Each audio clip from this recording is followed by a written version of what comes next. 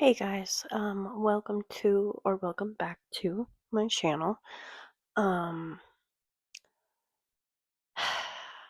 I don't know. I've been kind of in a weird headspace lately.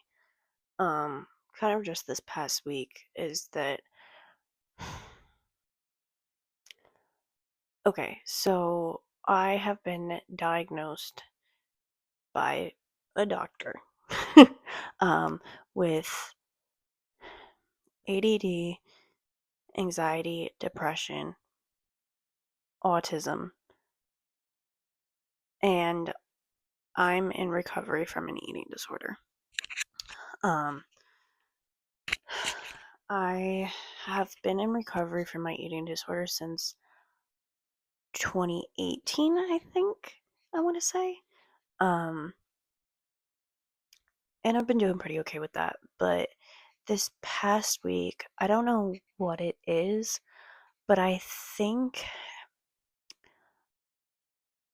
don't know if I just don't have the energy or what, but I just have lost the ability to mask, if that makes sense. Um, I have been going to work, obviously. Well, not obviously, but I've been going to work throughout the week.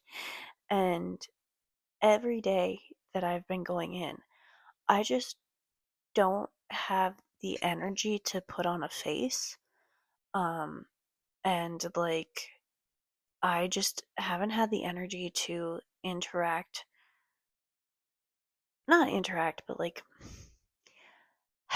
I haven't had the energy to like not play into people. I don't know what I'm trying to say, but like I I'm not my usual like happy-go-lucky self at work anymore. Um and I don't know what it is. Um I don't know if it's just because like I'm mentally and physically exhausted. Um don't know what accent that was. Exhausted? Wow. Um I don't know if I'm just mentally and physically exhausted.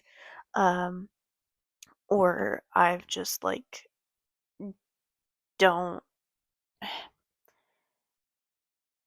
have that immediate response to mask anymore, I guess. Um, I don't know if any of that made sense. I apologize. It is 12 o'clock, midnight right now.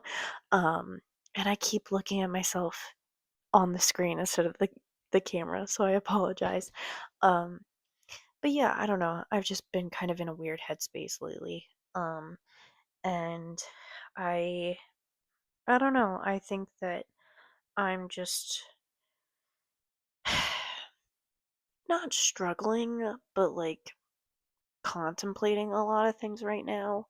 Um, I know I said it in my last video, but like the midlife crisis thing is real right now. And I am single too, and this is the longest that I've been single for since I've started dating. Um, and I'm getting in my head about that. Um, I will say though, like I'm not attempting to go out and date right now. The only people I meet are the people at my work, and they're, except for my coworkers, they're all clients, and that would be a huge, huge, huge no no. That is a huge, huge no no. We do not date clients. We do not do anything with clients. We just show up at our job, interact with them at our job in a professional way, and then go home. um, as one of my supervisors say, is that we do not exist to them outside of work. Outside of our working hours, we do not exist to them. Um, so, all of that to say, I'm not really meeting anyone. Um, and I'm not like going out or anything. Like on my days off, I'm literally sleeping in bed or watching Netflix. So, like, I'm not working hard to find someone, and I know right now that I need to like work on myself. Um, oh, excuse me. But yeah, I don't know. I'm kind of just getting in my head right now. Right now meaning like the past month, I want to say. Um, I have also realized that like I wouldn't want to date myself. So like who would want to date me? And that is not a healthy line of thinking. Um, Logically, I know this. Emotionally, it's a completely different story. My logical mind and my emotional mind are two very different things. Um, it's the wise mind and the emotional mind, blah blah, therapy, response, whatever. Um, but I know that there's things that I need to work on and I want to work on within myself before I try dating again. Um, I will say, though, which I'm proud of, is that the last time that I attempted to dip my toe in the pool, aka Tinder, no offense if you met your partner on Tinder, it's just a hellscape right now. Um, is that I have learned to one, listen to my body. So, like, if I'm getting a gut feeling of like this person is not it for me, or this person is doing a lot of things that is giving me like a gut wrenching feeling, don't continue it. And getting better about communicating my boundaries and actually sticking to them. That's been a big issue for me in the past, and it still is to this day, but I'm getting better with it. um, of just like actually communicating my boundaries, and then if someone crosses them, sticking with them, sticking with the boundaries, not the person. Just to clarify, um, I think that I also need to recognize what my boundaries are. And I know sometimes that's hard to do because sometimes it's an in the moment thing of like someone does something and then I'm like, oh, that's a boundary that I didn't know I had. Um, Sorry, excuse me. I have chronic hiccups.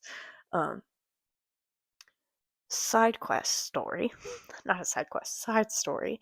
I have chronic hiccups. I have had chronic hiccups since 10th grade, I think. Yeah, I think it's 10th grade. Um, um, I'm laughing because it's the stupidest story of just the stupidest story. Okay, so I have chronic hiccups due to getting a concussion in 10th grade. How I got my concussion is I was in math class. Math class. Okay? And I was sitting in the back of the room because that's where our assigned seats were. I was like the front of the room type of person growing up. I'm gonna be honest. Like, not maybe not like front, but like first two, three rows, I want to say. But I was assigned to sit in the very back corner. And my two friends were or maybe I wasn't assigned in the back corner, it was just because that's where my friend sat. That might have been it. Regardless, I was sitting in the back corner and my two friends were sat next to me, and there was a wooden cabinet right behind me and the edge of it lined up with the back of my head. And one of my friends said a joke. I don't remember what it was. I don't remember to this day what it was. It probably wasn't even like, it probably wasn't even that funny. I don't know.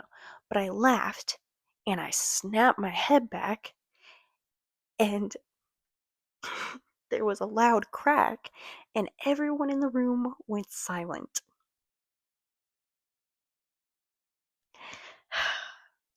I didn't lose consciousness. Didn't lose consciousness. Just was a little dizzy when I stood up. Come to find out, I got a mild concussion, and ever since I have had chronic hiccups. And um, I think it was my junior year, I want to say, something like that. I don't know. We went to a gastroenterologist because I had my eating disorder, and my parents wanted to make sure that I wasn't like messing up my esophagus when I was making myself purge. Um, so we went to the gastroenterologist and like went over the eating disorder stuff, whatever. And then at the end of the appointment, um, before I got my endoscopy and all of that fun stuff, um, my dad asked the doctor, "What can we do about her chronic hiccups?" Because it would happen whenever it does happen still to this day, happens whenever I eat, drink, I'm hungry, eat, drink, hungry. Yeah, I think that's it. Pretty much when I ingest anything or I'm hungry. Um, and the doctor said, well, just avoid spicy foods. And that was it. So I will say spicy foods does exacerbate it. However, it happens regardless. Um, I get called Meep a lot, like Meep from Phineas and Ferb. I've also been called many different animals because of the sounds of my hiccups. Whatever. Regardless. Where was I before this whole side story? Um, oh, like boundaries and stuff like that, and dating and stuff like that. But yeah, I don't know. I think for right now, I need to just figure myself out, um, and like do as much healing as I can, um, before I get into a relationship again. Um, it does suck sometimes though, because I do miss being someone's person. Like, I miss belonging to someone, which I know probably sounds not great. um, but I miss belonging to someone, and a thing for me too is that one of my biggest problems is that I find home in people, and like in the people that I'm dating, which isn't great. um, Growing up, um, my mom moved around a lot, and then my dad and stepmom, we had my childhood house. And I say house because it never felt like home to me. Um, and even the house that they have now, um, and even before then, whenever I say we, I mean my sister and I, whenever we would bring anyone over, to the house, to my dad and stepmom's house, they would always say like, I feel like I'm in a museum, like I am afraid to touch anything because I feel like I'm gonna break something. And so it and then our mom, she moved around a lot, and she's a hoarder. So there wasn't really ever a place that felt like home, like a physical place that felt like home. And so I think that in turn made me find home in people. Um and that hasn't been great either because I tend to stay with people longer than I should for countless reasons, but one of them is that they feel like home to me, and that's tough. Um, which is something that I should unpack in therapy, but for now, this is going to be my form of therapy because therapy is expensive and finding a new therapist is a nightmare. Whatever. um, yeah, I should probably unpack that in therapy at some point. Um, but yeah, so I think that I need to figure that out in and of itself. And then also just learn to be okay with just me. Um, I have come a long way on my like self-healing journey. I mean, I've been in therapy for the most part for 11 years now, I want to say. I started going to therapy when I was 14 and I'm 25 now. So, yeah, 11 years. Math, smart. Um, so, like, I've learned a lot through therapy the past 10 years, 11 years. Past 11 years. Um, but there's still more, obviously. I think that I have learned all the coping skills that I can. Um, and obviously there will always be more to learn, but I think for me personally, the type of therapy that works the best is talk therapy and like just talking through like my childhood and my trauma and things like that. Just talking it through because I want to say more than half the time I will be like in the past, I'll be talking to my therapist about certain things that bother me. And then I will realize as I'm saying it or as I said it, the solution or the answer to it. Um, and that's again probably because I've been in therapy for 11 years. Um, but I think that that's what I need, and I think that this is going to be a good placeholder until I go back to therapy. Obviously, it's not a replacement for therapy. I do not think that. I don't want you to think that. This is not a replacement for therapy at all. Um, but yeah, I realized with my past therapist and the last few sessions that we had is that I would relay something and then give myself the answer that I needed or the explanation as to why. Um, like, um, I'm gonna delve into some of my trauma here, so trigger warning if that it's gonna bother you. Um, and it's not like deep trauma, it's just something that stuck with me that I didn't realize. So I had talked to my therapist about showering and how showering and doing my ADL stands for activities of daily living, so like brushing your teeth, doing laundry, showering, stuff like that. Those are ADLs. How like showering in ADLs has always been hard for me and I don't know why. Um and then at, I think she asked me, was there something that happened with that, like relating to that in relation to that at all growing up? And I realized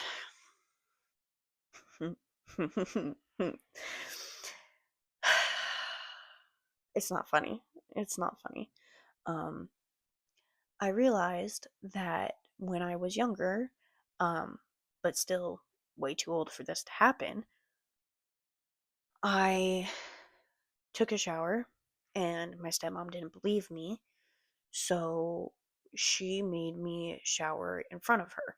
I think I was like between 10 and 12, I want to say. So way too old.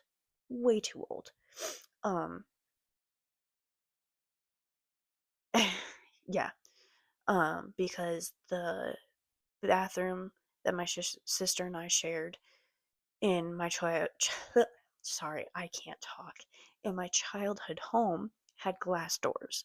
So it's not like she was in the shower with me, but she was standing outside of the shower doors watching me to make sure that I was showering correctly. And I didn't realize that that had such an effect on me because I completely forgot about that. Um And that's another thing too that sucks about the healing journey is that as you're continuing to heal, more and more memories of your trauma or things that your brain intentionally blocked out, you'll start remembering. Um and that happened a lot when I was working at my last rehab is that I would have clients come up to me being like, I thought I was doing better, but now like I'm starting to have nightmares, I'm starting to have flashbacks, blah blah blah. And I'm like, I know this sucks. It just means that your brain is healing. And it sucks ass. Because you feel like you're doing good, that you're progressing, and then because you're healing, like I don't know the science behind it, but as you're healing, your brain starts to remember certain things that it's blocked off for a certain amount of time because you didn't have the ability to handle it at that point in time. And now that you're getting better, your body and your brain are like, oh, well, since they've started healing from this, let's give them this to heal from. And again, I don't know the science behind it. I I'm sure there's so much science behind it and actual like scientific answers and all of that that I am not giving you guys, and I apologize for that. This is what the information that I have. So can you tell I have ADD? I can't tell a story straight. Um, can't tell a story from point A to point B. It's just everywhere. So I had that realization about showering, and then I also remembered that my stepmom, would watch us brush our teeth. My sister and I. If I ever say we or us, I mean my sister and I from going forward. I'm not talking about myself in the third person, I promise.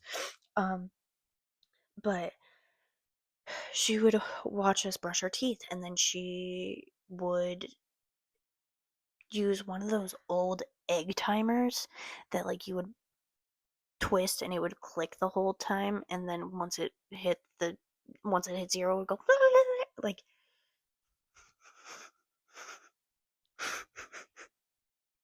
I'm sorry guys. I worked an 8-hour shift and it's almost like 1 o'clock at this point. Anyways.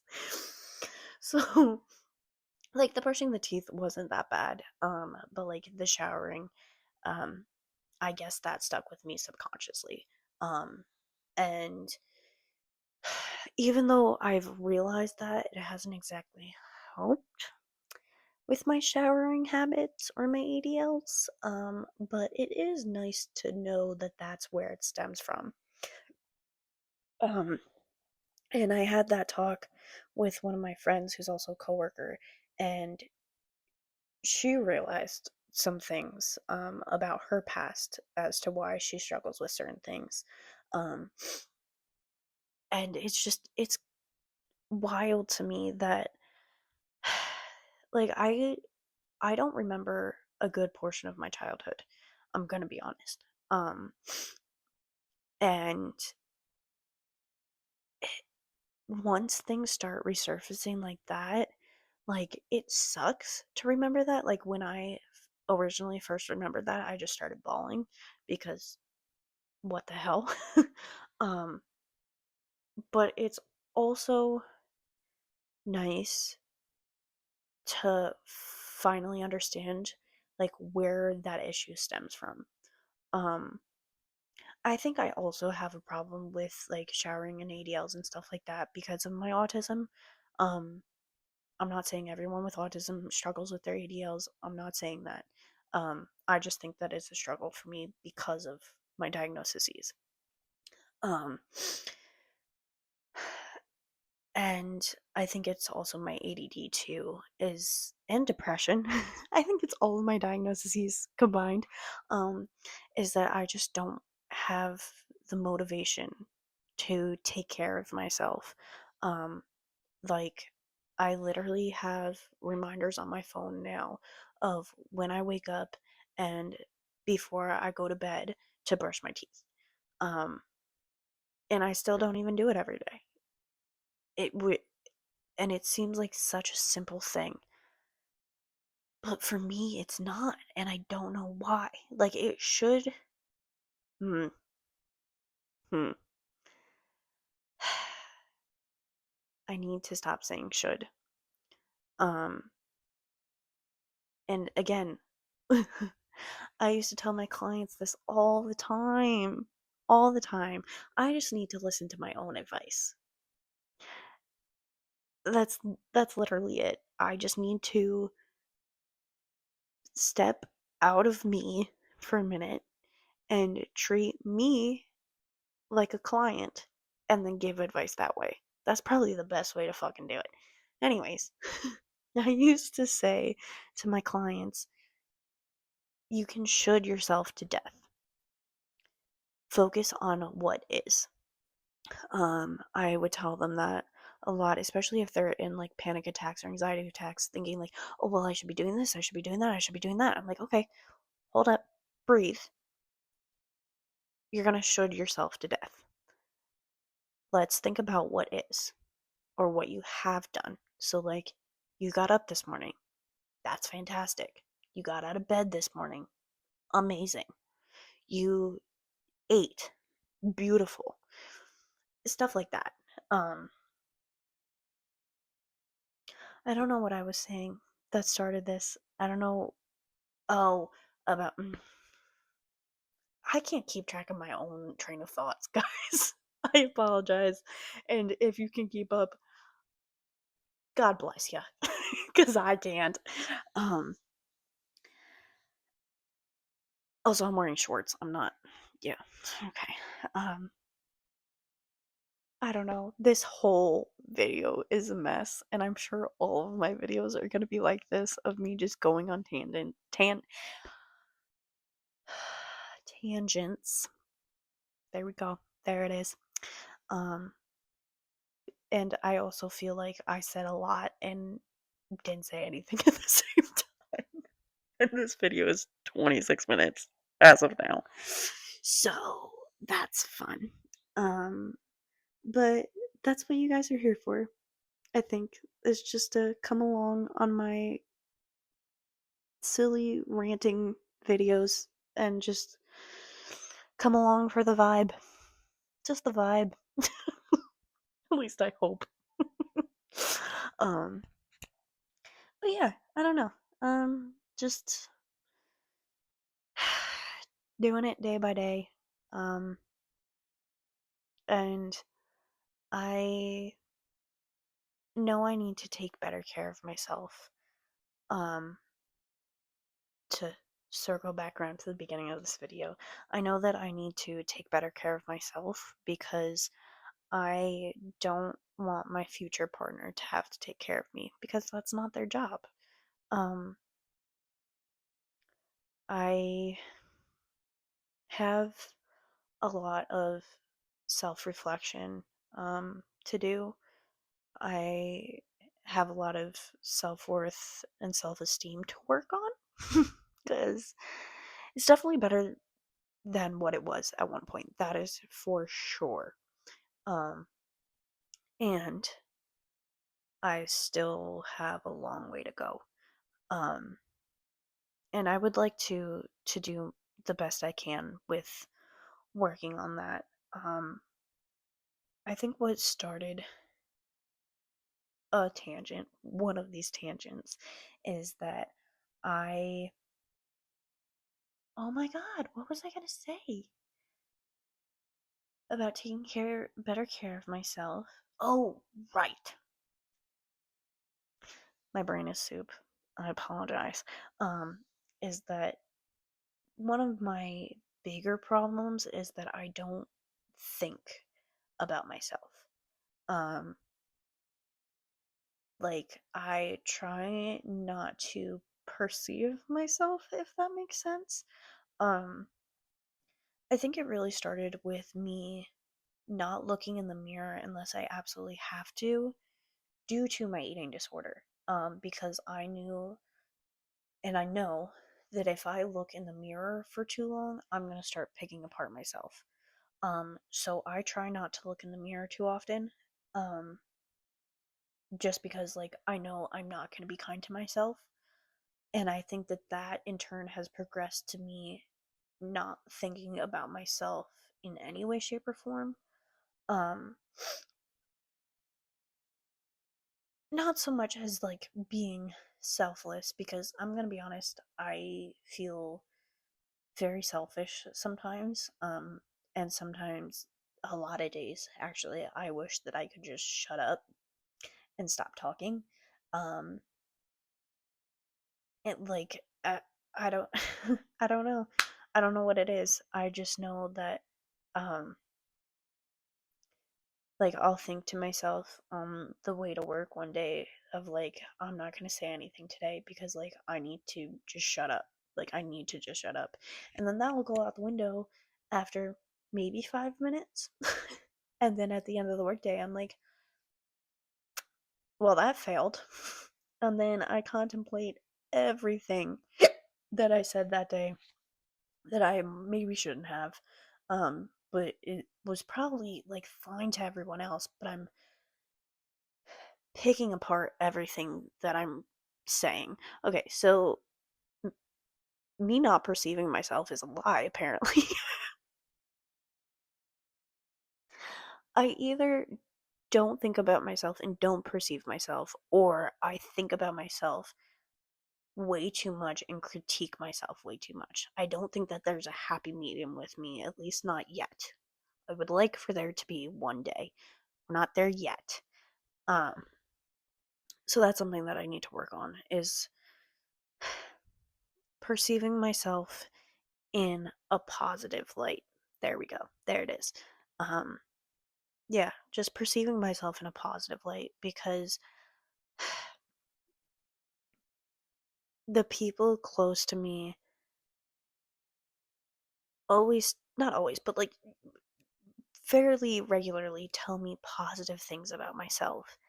And I I used to be the person that would be like, "Oh no," like reject it, like, "No, that's not me, blah blah blah." But now I'm just like, "Oh, thank you, blah blah blah." But that's as far as it goes. Like I just say thank you because I know that that's the right response. I don't believe what they're telling me. Um and that's the struggle. Um I struggle with feeling like a burden a lot. Um, and that's because of things that have happened throughout my life up until like fairly recently. Um, that have kind of just cemented that for me of the feeling of being a burden. And so I think that until I can not come to terms with it, but heal from that in some aspect, then can I start maybe believing the positive things people are saying about me. Um, it just sucks when like you have factual evidence from other people to corroborate the negative feelings that you have for yourself. Um, a big part of that is from like the toxic relationships that I've had in my past, the abusive relationships that I've had in my past. Um, it's also things that my loved ones and support system have said too. And I think that that's the hardest thing to get over, or heal from, is hearing someone from your support system and your the loved one and your support system says something or does something that solidifies the negative feelings you have about yourself, whether it's intentionally or unintentionally. Um, it sucks because it makes it that much harder to heal from and move on from. Um, so yeah, pretty much the whole story of this is that I need to go back to therapy, um, and I need to do a lot of inner healing, um, before I get into anything with anyone, as romantic partners, for their benefit and for mine, um, and just I don't know, just figuring life out, um, and figuring out what my purpose is and doing what makes me happy, um, which I think will be the hardest thing, which sounds so easy. Just do what makes you happy. But with my depression, not many things make me happy except for laying in bed and watching Netflix, which isn't good for my mental health. So, you know, um, yeah, just gotta work on my self-care, um, and just staying on top of it and keeping my mental health in check. Um, I think that that's a big thing too, is seeing the signs. And I think that a, a good reason as to why I'm feeling weird this past like month or so, um, is trauma anniversaries. If you haven't heard of trauma anniversaries, it's, I mean, it's kind of self explanatory, but it's the anniversary of a trauma that happened to you. Whether you realize it or not, your body holds on to that. So you could like not realize what's happening, but subconsciously, your brain and your body remember that trauma. And so when that time comes around again, the next year or the next 10 years or whatever around that time, your emotional radar, mm, radar meter, I don't know, something like that. Your emotionalness and your bodiness, we're going with that, um, can start to freak out. And you can, if you don't remember or realize what time of year it is, it can throw you off so much. I've been trying to be, ever since I learned about trauma anniversaries, I've been trying to be more aware of them so that I know, like, oh, this time, um, during this month, I know that it's probably going to be a little bit tough with for me because of this trauma or whatever. Um, and 2 years ago, um, around this time, I was struggling really, really bad with my mental health. I was very suicidal. Um, this is about the time of year before I got admitted to rehab for my mental health. And also, like, my birth month has never been great. Like, I can't remember. Like, I think this year was the first year that I didn't cry on my birthday in I don't know how many years. Um, so, like, this time of year is tough for me. Um, and I just need to be more cognizant of that. Um, and yeah, I'm just talking at this point, guys. I don't even know. I apologize. And if you've lasted this long, I appreciate you greatly. Um, with that note, I am gonna end this video because it's almost 40 minutes long, and that is so unnecessary. So, thank you for watching. I hope you enjoyed. If you did, leave a like, hit the subscribe button, hit the bell if you want. I'm not gonna push ya. I don't blame you if you don't. um, but yeah, thank you guys for watching. I appreciate you, and I will see you next time. Bye.